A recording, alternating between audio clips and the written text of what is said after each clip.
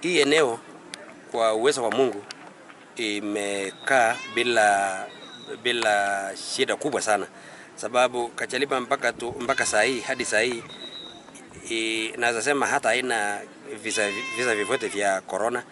Lakini wasiwasi yangu ni kwamba shule itakapofunguliwa wanafunzi watatoka maeneo yote ya nchi ya Kenya kuja kujiunga na high schools, na hapo kuna uwezekano kwamba janga la corona inaweza kuwa introduced. Pia tuko mpakani, tunapakana na Uganda, na katika hiyo uhusiano ya kufanya biashara ama kusafiri, kufuga na kuingia, inaweza kuwa pia ni chanzo ya kuweza kuingiza corona.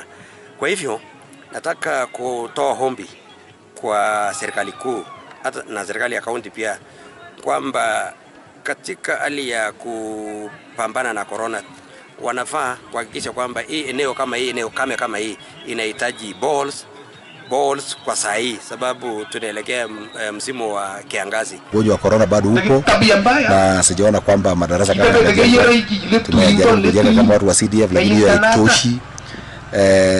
Ya pili pia ni kwamba kuna pia mashule ambayo iliweza kupelekwa na floods ama mafuriko, na sasa hizi haijajengwa, na kuna karibu shule nzima pale Chesegor Primary upande wa Muino mashule yalisombwa.